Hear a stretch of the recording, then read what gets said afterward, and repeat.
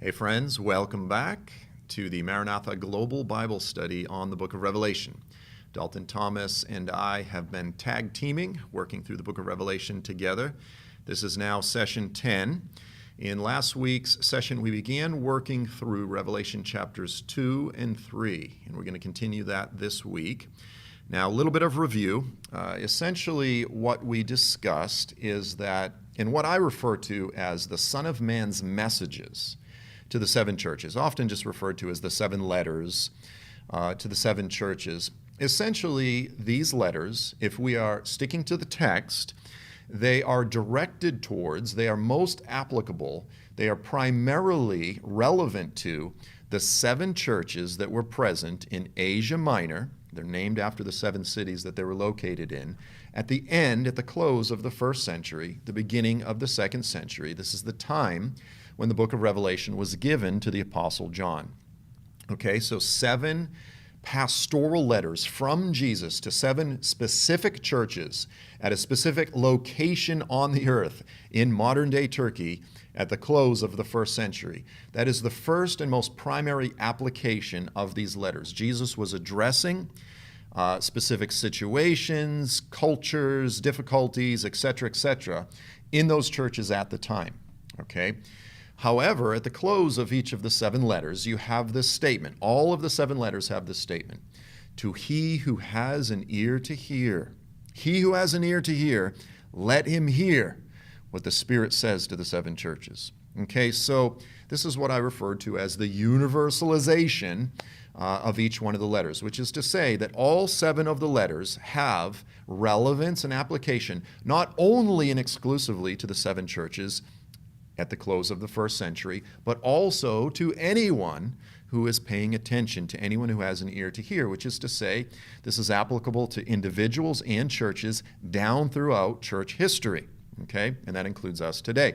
Now, on the other hand, we also discussed the fact that because the focus of the book of Revelation is indeed the revelation of Jesus Christ, the coming of Jesus Christ, at the end of this current age, the transition from this age into the age to come, into the millennium, which ultimately transitions into what's called the new heavens and the new earth, or the eternal state, right? Because the day of the Lord, the coming of Jesus, the revealing of Jesus, is the definitive event that separates this age from the age to come. That is the primary focus of the book of Revelation. And in that sense, the book of Revelation is principally concerned with the 7 years leading up to the return of Jesus and that transitionary event of his coming. So in that sense, okay, again, the seven letters have relevance to the churches at the close of the first century. They also have relevance universally, but there's also a specific and special application for those that are alive at that final period of history, of which you and I very well may be part of. In fact, that final 7 years could be upon us very soon for all we know. It could be quite a ways off. Again, we don't know the timing. Many events in the earth right now feel as though it's moving in that direction quite rapidly.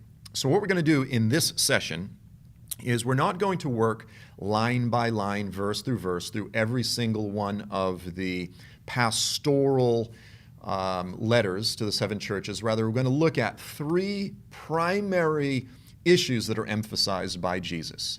I'm going to say three primary errors that the churches were wrestling or struggling with that he seeks to correct. And I think, interestingly, these are three significant errors that the church has always wrestled with.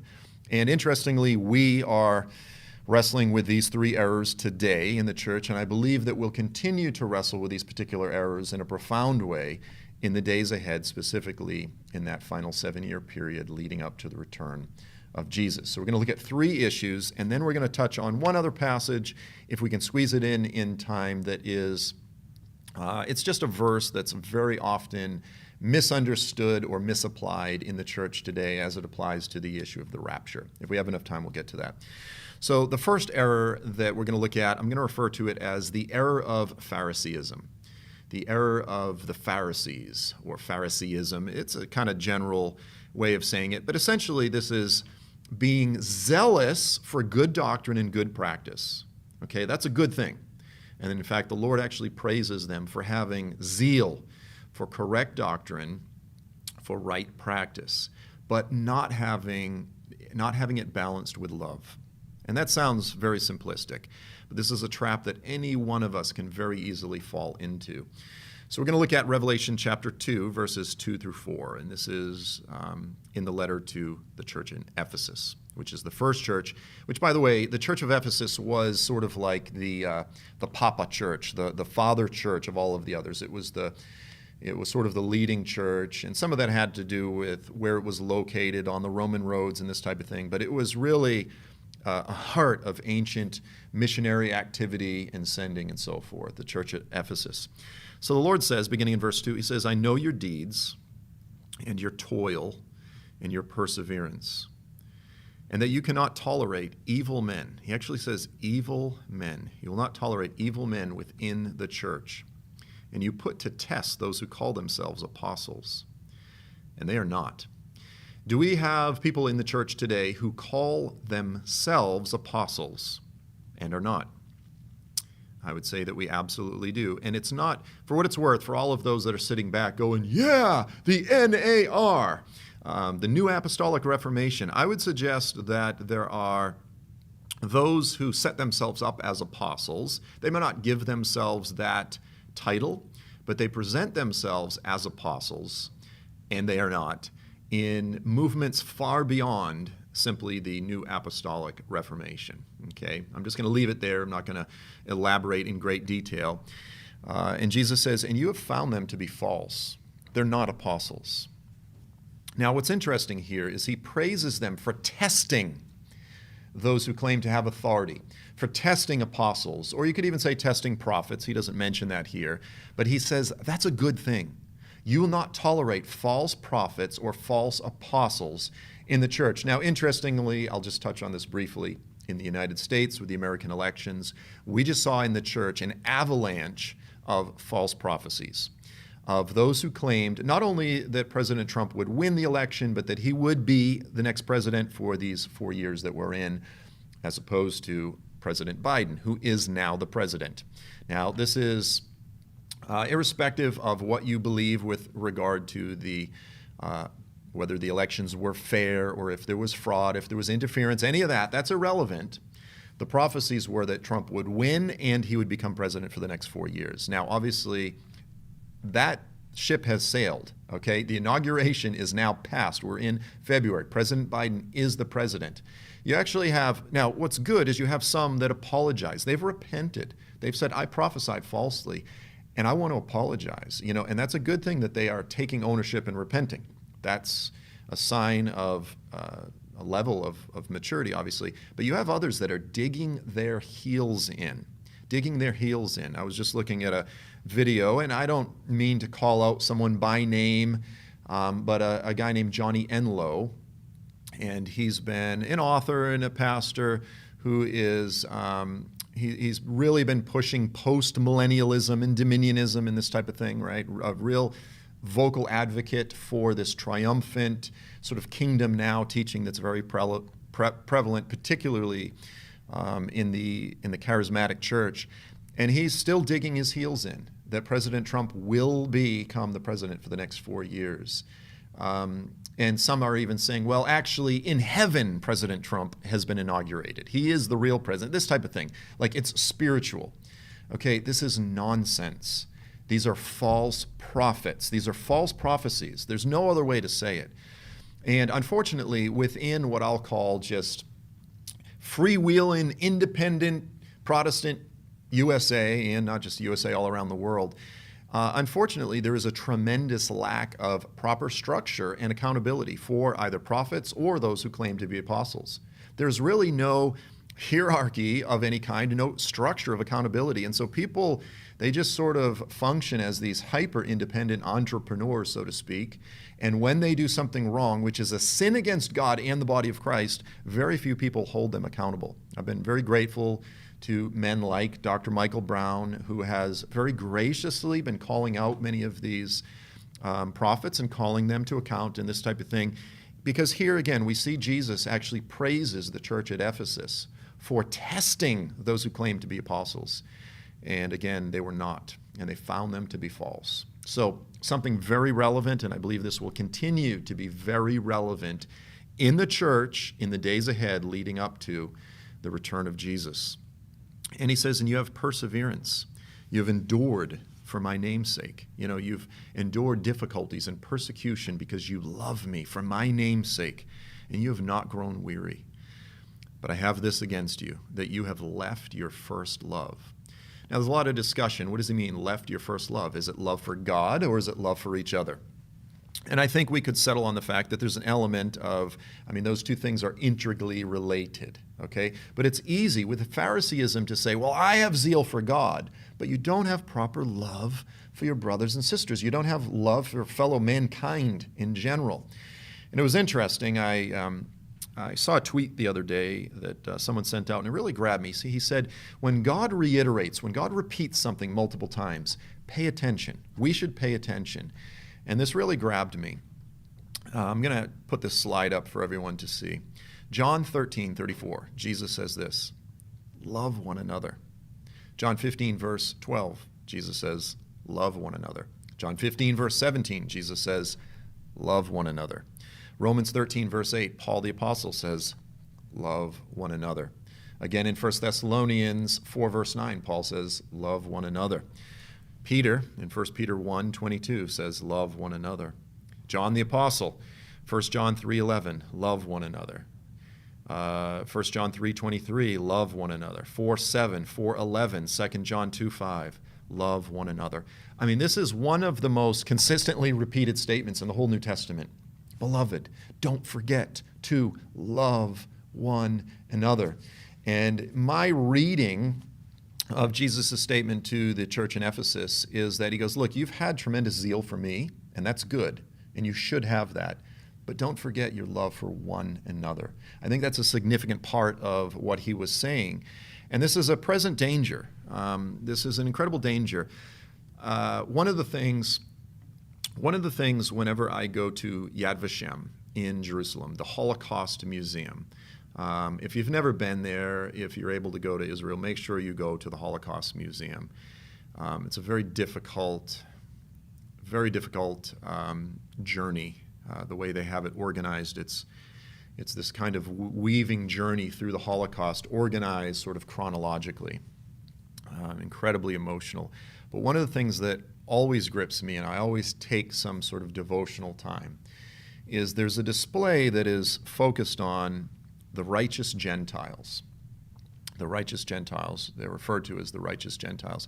And these are essentially various Gentiles, non-Jews, that risked or laid down their lives in order to save Jews during the Holocaust.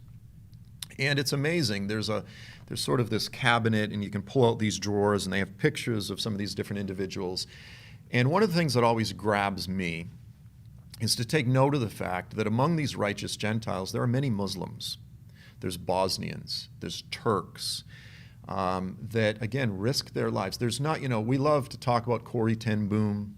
Everyone's familiar with Schindler and, some of these different sort of more prominent, famous people that saved Jews. But very few people talk about these various Muslim families that made tremendous sacrifices, that did the right thing in order to save their fellow humans, despite the fact that they're different religion, different ethnicity, et cetera, et cetera.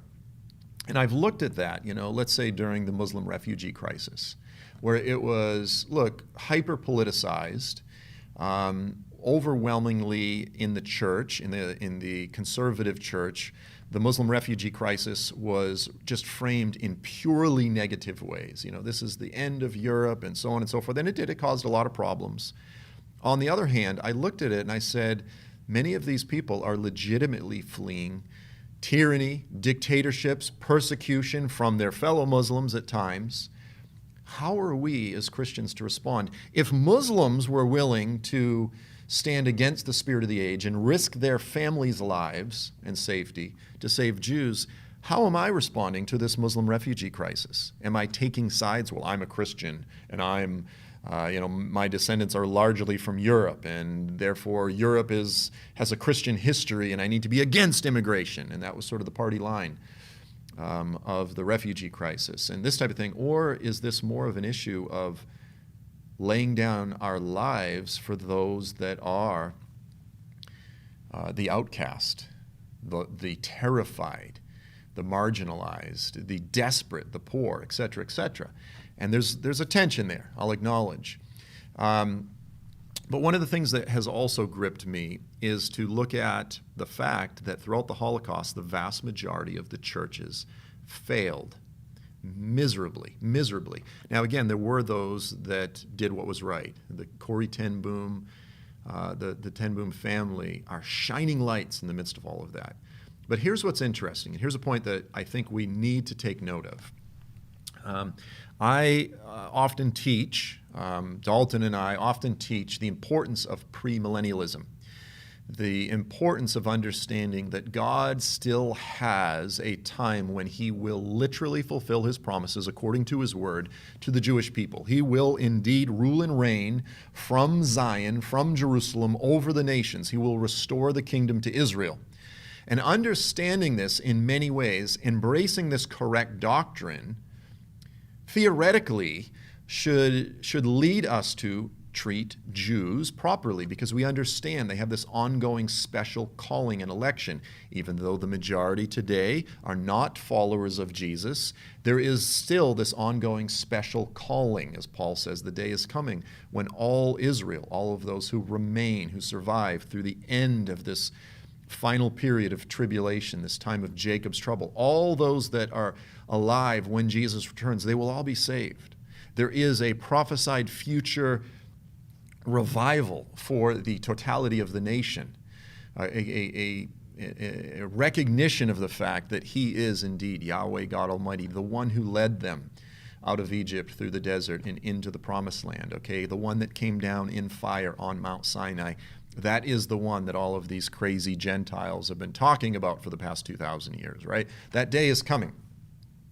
On the other hand, I've emphasized the importance of embracing correct doctrine, and the reason for that is because when you study church history, you see that oftentimes bad doctrine concerning the Jews, they are rejected, they are permanently rejected, their kingdom has been taken away, they've been judged for rejecting Jesus, all these type of things. That type of doctrine, replacement theology, often leads to the mistreatment of the Jewish people. I call it the deadly logic of replacement theology, the deadly logic of supersessionism, the idea that the church has superseded the Jews, okay? So I'm often emphasizing the importance of correct doctrine as it relates to the Jews, which will lead to treating them the right way. On the other hand, let me just say this. When we do a survey of those various Christians throughout the Holocaust that did respond rightly, many of them had wrong doctrine. Many of them had wrong doctrine. The Muslims that were helping Jews, I think all Christians listening to this will acknowledge, they had wrong doctrine, but they did the right thing. They did the loving thing. And oftentimes, again here with FAI, we're emphasizing the importance of understanding and embracing the Maranatha plumb line, the Maranatha message, understanding these critical issues concerning the last days and the return of Jesus. And anytime correct doctrine is emphasized, there's always room for pride. Embracing these things is no guarantee that we will do the right things. And interestingly, what often happens in times of crisis, when lives are on the line, when families are on the line, again, most recently looking at the issue of the Muslim refugee crisis, oftentimes people's actions do not line up with their doctrine. And this is something that we need to always be aware of, that unless your doctrine is undergirded with a love for God, yes, but also a love for people, oftentimes that doctrine is largely irrelevant. I won't say it's completely irrelevant, but it loses so much of its value, okay? I mean, I think another real common example in the church today is we could look at these various ministries that are essentially heresy hunters. You know, they're discernment ministries. Their whole job is to essentially criticize other ministries. Now, again, some of them do a good job There are, ministries that hold ministries accountable. There's a lot of corruption in the church today. Okay, the church needs accountability. But oftentimes, I think all of us will acknowledge that many of these ministries that become critical of other ministries, they can just be incredible jerks. I mean, just like absolute jerks. Like, you do not speak to another man that way. Just incredibly unchristlike, incredibly unchristlike, unloving, just rude, behavior. And I look at that and I go, okay, Lord, have mercy on me. Lord, give me eyes to see that I would not ever be such a jerk. And, to be fair, I probably am at times. I probably have been a jerk like that. No, I mean, I'm sure I have been a jerk like that a million times. Okay, so this is a danger for all of us. We need to be aware of the importance of not just having right doctrine, but having it undergirded with love and tempered with love. If not, we're lost. Like as Paul says, without this, I'm just a clanging gong or banging cymbal. I'm essentially just annoying, making a lot of noise. Okay, so this is just foundational. It was a big issue in the first century. It's been a big issue throughout church history, and it will continue to be a profound issue in the church in the last days. Second issue I want to look at is the error of Balaam and the Nicolaitans. And these two are essentially linked together. To summarize what they are, it's the error of Gnosticism. Okay, now we talked about in one of the introductory sessions, we discussed the difference between the Greek philosophical worldview that was so predominant throughout the Middle East, throughout the Mediterranean basin. Again, Alexander the Great swept out of Europe, out of Macedonia, and conquered the entire Middle East. And with it, he brought Hellenism. It was very much a ethnic, cultural, imperialistic project. He didn't just bring, dominance. He brought with him Greek philosophy. The Greeks believed that their philosophy was important. They were evangelistic with it, so to speak. And so by the first century, again, a couple hundred years after Alexander the Great, there's this wave of Hellenistic thought. And on the other hand, you have biblical worldview, biblical philosophy, a Hebraic mindset. And those two worldviews are in conflict. So one of the big issues that the early church was dealing with were people who converted, most often Gentiles, who converted to biblical faith, but they were still holding on to elements of their Greek philosophical worldview. And one of the defining characteristics of the Greek philosophical worldview is essentially that the earth, the physical realm below, is bad. It's inferior. The spiritual, the immaterial realm above is superior. And so essentially the goal of true spirituality is to escape the shell of the body, right? To escape this lower carnal physical body, to become pure spirit, and then ascend into these various levels of enlightenment in the afterlife, this type of thing. That's sort of the idea of the Greek philosophical worldview. The biblical worldview is that the lower realm, the earth, the physical realm, the material realm, in the beginning, he created it, and it's good. It's good. The earth is good. The planet is good. And he also created the heavens, and they're good.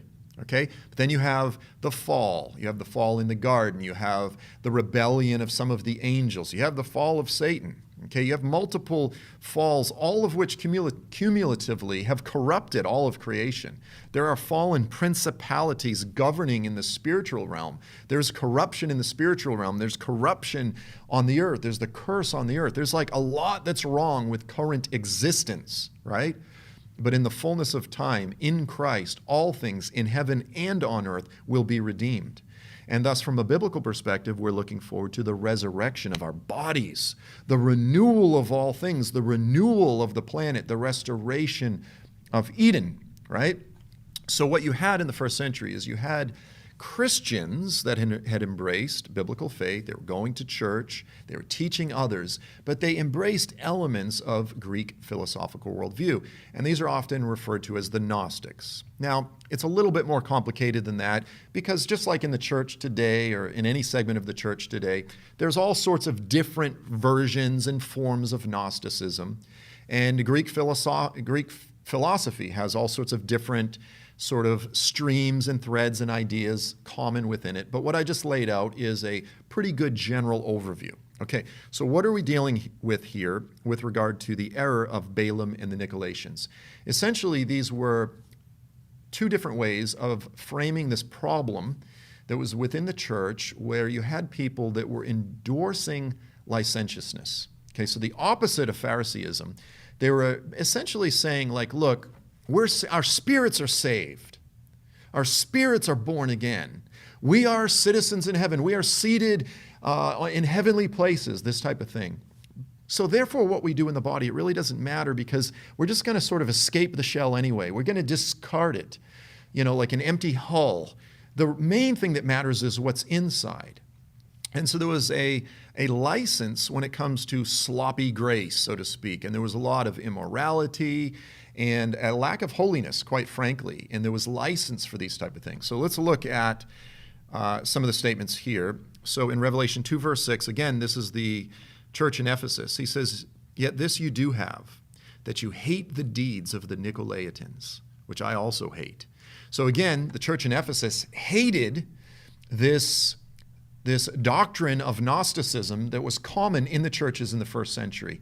And again, I would argue it is widely popular in the church today, particularly in the charismatic church, especially among those that embrace what's often referred to as overly realized eschatology, which is to say, kingdom now theology, dominionism, post-millennialism, this idea that we are presently seated in the heavenly. There's all the emphasis is on sort of these invisible spiritual realities. We see it in the prosperity gospel movement. We see it in the hyper-healing movement. We see major threads of it, quite frankly, coming out of movements such as Bethel Church in Reading. Massively over-realized eschatology, essentially saying that all of the things that Jesus died for on the cross are fully ours now. Yes, we'll receive them in the fullness after he returns, but now we have access to them. We can essentially access the fullness of those things now if we only stand according to his word and this type of thing. And so that applies to health. Ultimately, in the same way it applies to prosperity, if you're applying the same doctrine to the issue of wealth. Jesus died for us so that we should inherit all things, therefore we should be wealthy. By his stripes we are healed, past tense, therefore we should be perfectly all healed now, as opposed to in the resurrection. Okay, and I agree with the idea that Jesus died on the cross so that we would inherit all things, that we would be fully healthy, we would be restored ultimately at the resurrection. And yes, at times the Lord heals now. I've talked about this quite a lot in the past. But there's no guarantee, there's no promise that we're going to be healed every time now. And whenever we try to put all the emphasis on the now, we end up with bad doctrine concerning healing, prosperity, and in the hyper-grace movement, what's often referred to as the hyper-grace movement, which is kind of becoming a thing of the past in terms of its prominence and so forth, but it's still very popular in the church. The idea is that, yes, maybe I am sinning, maybe outwardly, whatever it might be. I'm looking at pornography, I'm filled with anger and lust, and maybe I'm lying and whatever. But that's not who I am. That sort of metaphysically, I'm only going to focus on what the Bible says about me, which is I am holy, I am perfect, I am as he is, this type of thing. And so oftentimes repentance is majorly minimized. They say when you repent, you're focusing on the negative. You're essentially agreeing with Satan that says you're a sinner. You're not a sinner anymore. You're perfect, you're holy, and all this type of thing. And it's kind of like the guy, quite frankly, that breaks his leg, and the bone is sticking out of the skin.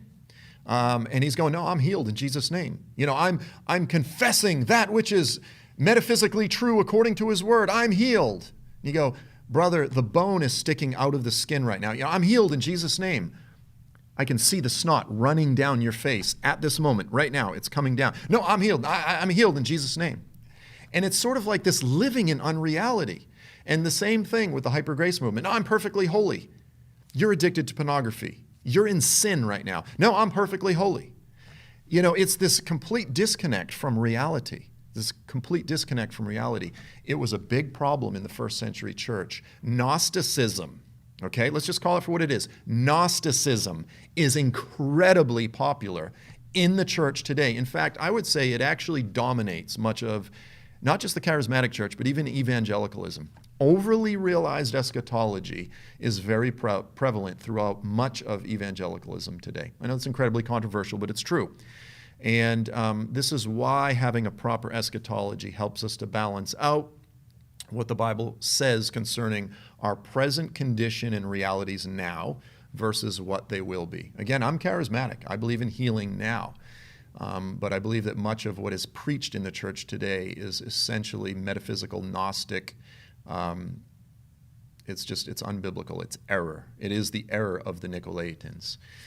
Okay, so then to the church in Pergamum, in chapter 2, 14 through 15, Jesus says this. He says, I have a few things against you, because you have there some who hold to the teaching of Balaam. Think of that. He says, you have in your church, they hold to the teaching of Balaam. And then he explains. He says, Balaam kept teaching Balak to put a stumbling block before the sons of Israel, to eat things sacrificed to idols, and to commit acts of immorality. So there it is. He says, you have people that say, hey, it's okay to eat things sacrificed to idols and to commit acts of immorality. And then he says, so you also, who in the same way hold to the teaching of the Nicolaitans. Okay, so here in the church of Pergamum, you have Jesus clearly equating the error of Balaam, the teaching of Balaam, with the error of the Nicolaitans. So he essentially tells us what the error of the Nicolaitans is. It was Gnosticism. It was this idea that engaging in acts of immorality doesn't matter. Again, coming from that Greek philosophical worldview, it says, well, I'm saved on the inside. I'm spiritually saved. Therefore, what I do with my body doesn't really matter. I'm going to just discard it anyway. Okay, and now, so the question is, do we have this in the churches today? I would say today, pastorally speaking, I'll be real frank, I think some of the biggest dangers in terms of the error of the Nicolaitans or the error of Balaam is the idea that, look, I'm saved, but it's okay for me to look at pornography. When you look at the statistics in terms of the number of people in the church, really both men and women, obviously with men it's much worse, in the church, even pastors, you look at the statistics, it's devastating. Okay, so it's fine, as long as that's handled properly or whatever, that's fine. It's okay, for me to get drunk. It's okay for, like cussing and swearing is just super common. And then the other issue, to be quite honest, is smoking weed. Or let's just say drugs and alcohol, probably in the same category, especially now that weed is becoming increasingly legal. And when I got saved 20 years ago, there was no way that a Christian would be like, yeah, I think it's fine to smoke weed. And I see it all the time now. And you hear all the arguments. Now, I want to be clear. I'm not someone that says, sort of like the Pharisees that says, Jesus says, don't get drunk. Therefore, don't even touch the wine. Don't touch, don't near. We build a fence around it so that we don't even go near it. I'm not someone that believes that having a glass of wine is a big sin, okay? But the scriptures are clear. Getting drunk is. This is just, these issues are increasingly dangerous. And I think there is kind of an attitude in the church increasingly today that just says this stuff doesn't really matter. And this is a big issue. Jesus rebukes it. He says we should hate this attitude. Again, I'm not saying that we should embrace this hyper-Pharisaical attitude toward holiness. There has to be wisdom. I'm a father parenting kids through this age. The age that we live in right now, back when I was a pot-smoking little pagan teenage, right? This is utopia. This is the utopia that I dreamed of. Legalize weed. This is fantastic. Now that I'm a parent, I've got adult children and I've got teen children and I've even got younger children. It's terrifying. Weed's going to be legal everywhere. Pastorally, this is just a big issue. It's terrifying. And so when I talk to my kids, I try to be realistic about it. I'm like, look, there is a difference between weed and getting really drunk and cocaine and crack and all these other drugs. I have very frank conversations with them, and I think we all should. I think we don't want to go so far as to be rigid Pharisees, because I can tell you, you look at the kids whose parents were Pharisees and they end up becoming some of the worst. They fall the hardest. And on the other hand, you don't want to be, the stupid hippie that says, I'm just going to get high with my kids. It's all cool. No, there is a place for holiness, okay? Because, look, biblical faith is about relationship with God. It's not just about rules. It's about relationship. And so we have to walk these things out ourselves and be aware of the danger that's present for all of us in falling into the error of the Nicolaitans. By the way, a few of the early church fathers, Irenaeus, let me see here, I've got a couple quotes. Yeah, Irenaeus in Against Heresies, as well as Hippolytus, they both state that Nicholas, the Nicolaitans, were those that followed the teaching specifically of Nicholas, who was one of the 7 that were chosen as deacons. In the book of Acts, I think it's chapter 6. Yeah, in Acts 6. So here you had these 7 deacons that were prayed over and sort of laid hands on by the apostles. And Nicholas went on to become an apostate. And so there was sort of a movement within the church that embraced the teaching of Nicholas. It's Gnosticism. And it's, again, common throughout the churches today. Okay, so we're going to look at the error number 3. The error that was very prevalent in the church in the first century. It's been prevalent throughout the church, throughout history, and it's increasingly common in the churches today. This is the error of what I'll call Gentile arrogance and ignorance, which is anti-Semitism. Again, arrogance and ignorance, 2 things.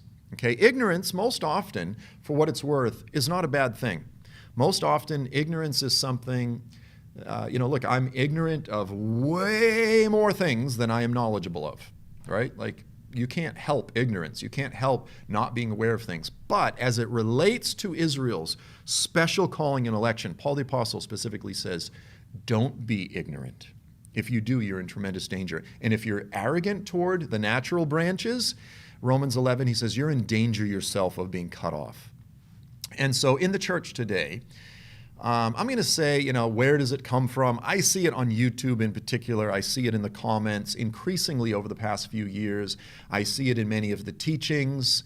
There is an incredible sort of revival of all kinds of anti-Semitic conspiracy theories and ideas and theories and doctrines. Now, let me just say this. In the Bible, there are all kinds of statements that are incredibly harsh as spoken toward Israel, toward the Jews. Incredibly harsh, going all the way back to Moses. You look at Deuteronomy 32, the Song of Moses. It is a harsh rebuke of Israel, but it's coming from the lips of Moses, right? This is very much an in-house rebuke. It's coming from a father who loves his children, as it were, in a profound way, right? But what happens is when Gentiles then appropriate some of those terms while missing God's ongoing special calling and love and affection for Israel, you end up with all of these crazy ideas. But not just Moses, the prophets have some harsh things to say about Israel. John the Baptist, Jesus, some statements in the New Testament. But these are, again, in-house rebukes. These are, like what someone says, brother and sister or father and son, within a family to one another is very different than what someone can say in the grocery store. And there's a lot of Gentiles that don't seem to understand this. So they pull various statements out of the Bible, and then they mix them with some of these sort of ideas and doctrines and theories and conspiracy theories about the Jews. They want to take over the world. Let me just name a few of some of the prevalent ones right now. There's what I'm going to call Noahide panic.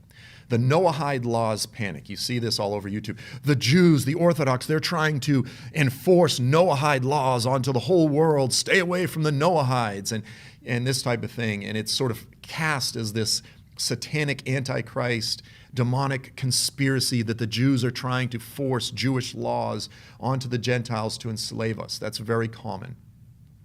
You'll have people that will quote portions of the Talmud, not having any idea about the nature of Talmudic literature or how it's written, but they'll quote these various statements and they'll say the Jews have all these plans. They refer to Gentiles as idiots and evil and we need to control them and they're like dogs and pigs. And, they'll pull these various quotes from the Talmud and essentially infer that all Jews today believe this.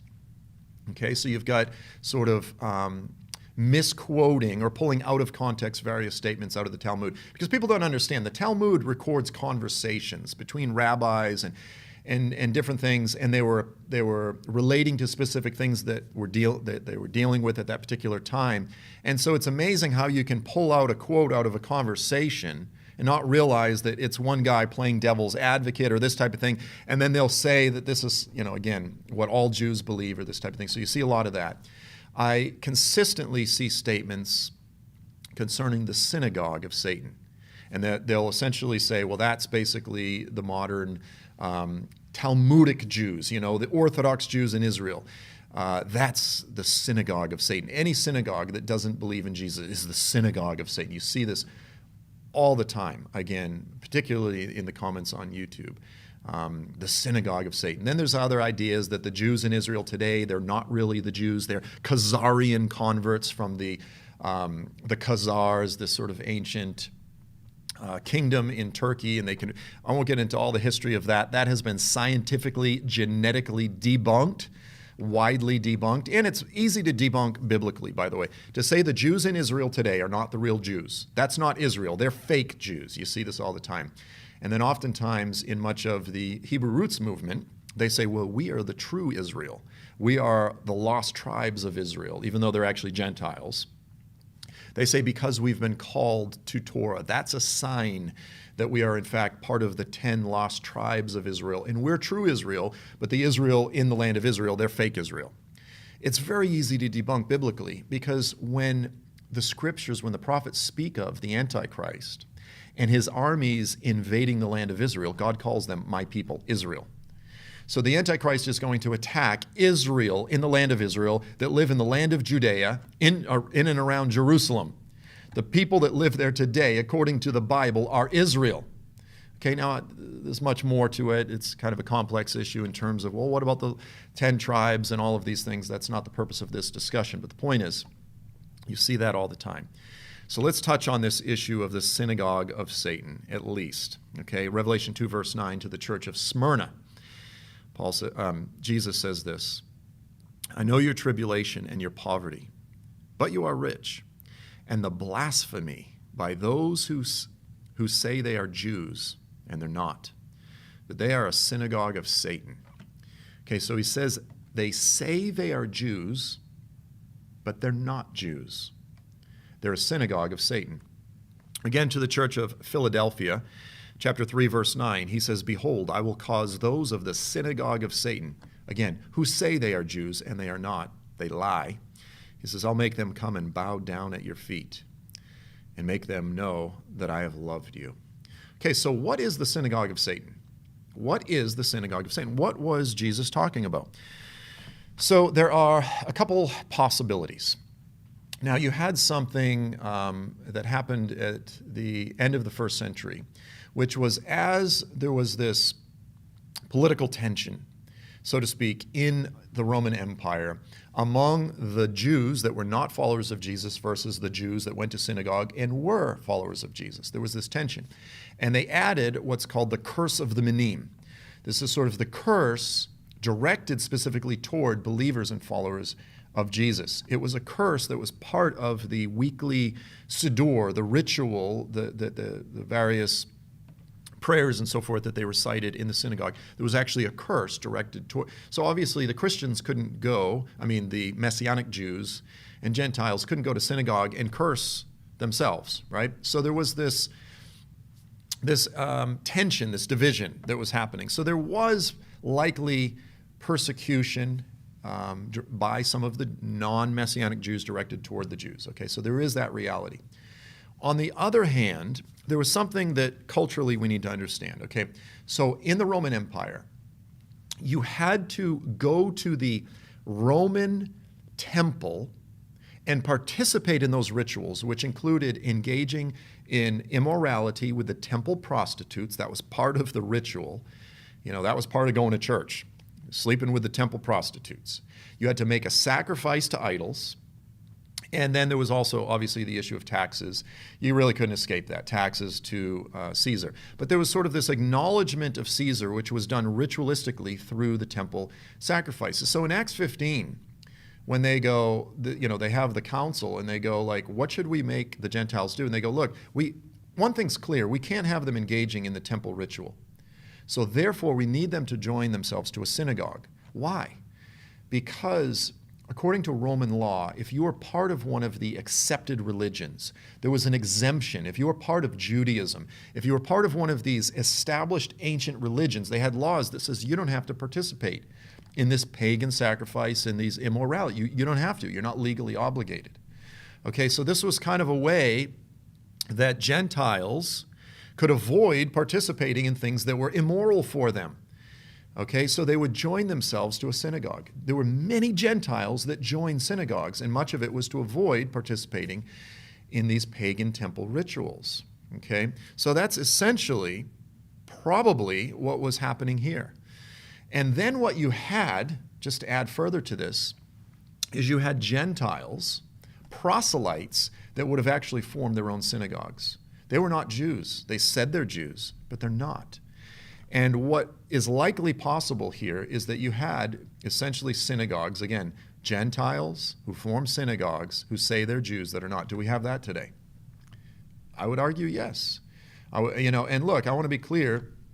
I don't have universal problems with the Hebrew roots movement, but there are elements of it that are increasingly anti-Semitic. Anti-Semitic ideas coming out of the Hebrew roots movement, and much of the Hebrew roots movement, for what it's worth, are not Jewish. Some of them maybe later do the DNA swab and find out they're 5% Jewish, or this type of thing, but not raised Jewish, raised Gentile, raised pagan, raised in the church, whatever it might be, and then embrace Torah and embrace a Torah observant lifestyle and this type of thing. And, there's a whole issue there, but then later become very anti-Semitic. So it seems as though some of these, and these were not messianic. That's what's interesting. Gentiles were persecuting the messianic synagogues or the churches, so to speak. They were actually persecuting the Christians. They were trying to out them. Okay, so this is, in all likelihood, what we're dealing with. Again, it could have been that they were actual ethnic Jews that were persecuting the Christians, and I'm sure there was plenty of that. And again, Jesus rebukes them. But I just want to make the point here, that does not mean that every Jew today is part of the synagogue of Satan. The fact that people use that term today to refer to anyone simply because they don't believe in Jesus, to call them followers of Satan, while ignoring Paul's warnings, don't be arrogant toward the natural branches that have been cut off. Don't look down on them and mock them. Don't you know that the day is coming when they will all be saved? Because if you have that arrogant attitude, you, a Gentile, a wild branch that's been grafted in, you're in danger of being cut off. And so there's so much more that we could say here about anti-Semitism in the church, in the congregations, in the Hebrew roots movement. We see elements. It's amazing. They borrow ideas from even the Black Israelite movement that's exploding throughout the African American community here in the United States. It's essentially a cult. It's kind of like the Nation of Islam, except rather than Islam, it's a cult, and incredible anti-Semitism, and they're drawing ideas from that and this type of thing. It was a problem in the churches in the first century. It's a huge problem today. And let me just mention this. Dr. Michael Brown just released a new book, and off the top of my head, I can't remember what it's called, but I think it's like Anti-Semitism in the Church or something like this. And he deals with all of these issues. I'm going to call it the new anti-Semitism. A lot of these new ideas that are springing up, that are becoming very popular. Get the book. I think it's an incredibly relevant book in light of what we just discussed for our times. Now, finally, I'm going to touch on this statement. We're going to go a little bit over in time, but I think it's very relevant. I will keep you from the hour of testing. Okay? So Revelation 3, verse 10. Because you have kept the word of my perseverance, I will keep you from the hour of testing, that hour which is about to come upon the whole world to test those who dwell on the earth. So again, this was to the church of Philadelphia. Jesus said, because you have kept the word of my perseverance, I will keep you from or through the hour of testing. Now, it's interesting how people understand this is often contingent on where they stand with regard to the rapture. So pre-tribbers will often appeal to this as a proof text for the pre-tribulational rapture, the idea that we will be raptured, the church will be raptured previous to the tribulation. Pre-tribulational, right? 7 years before the return of Jesus. The classic pre-wrath guys, I think, will interpret this rightly as not supporting a pre-tribulational perspective, and the post-tribulational guys, the guys that believe that we'll be raptured at the very end of the final 7 years, would also interpret this, I think, more rightly. Now, let's look at an important statement, because I think this is a good statement that really, again, we're just touching on this. We're going to come back to the issue of the rapture. And I know many watching this are pre-trib, and I say this with all respect. There are great theologians and men of God and women that hold to the pre-tribulational rapture. I don't. I hold to what I would call a hybrid between the pre-wrath and the post-trib perspective. I think the pre-wrath and the post-trib have some correct ideas, but I think the most accurate perspective is neither the classic pre-wrath nor the classic pre-trib. We'll get into that some more later, but that's essentially what I hold to.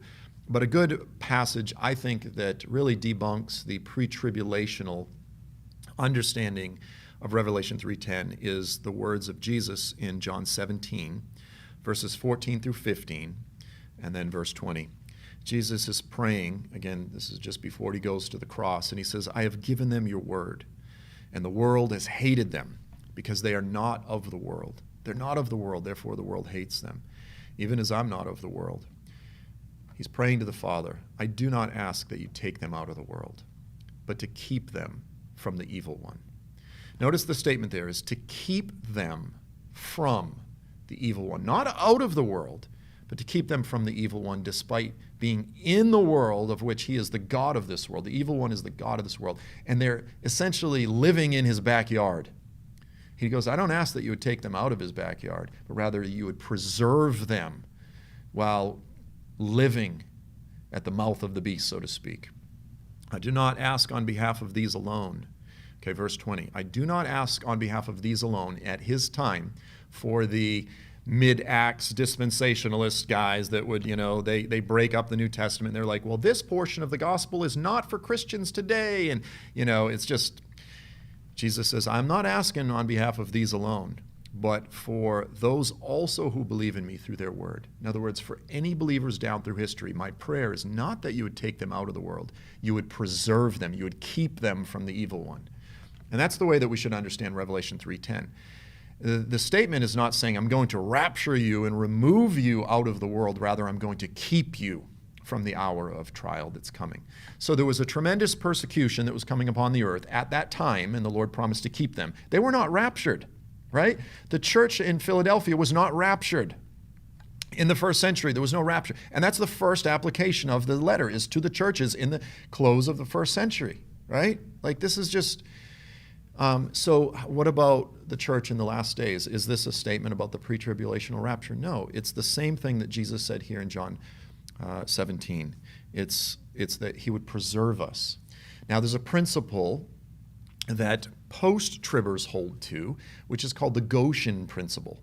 This is the idea that while Israel was in Goshen, in the land of Egypt, despite the fact that the plagues were poured out on the land of Egypt, God made a distinction between Goshen and the rest of the land, and he preserved Israel through the midst of the plagues. So post-tribbers would often appeal to this principle. They would say, look, we're going to go through all kinds of horrible stuff in the last days. The world will, but he'll preserve us. He'll keep us through this. He'll keep us. In other words, we won't be lost. It's not about rapturing us out of the world, okay? That's the post-tribulational perspective. Now, the pre-wrathers will... their main argument is emphasize a distinction between the persecution of Satan, the tribulation, and the wrath of God. And to say, yeah, we'll be raptured before the wrath of God.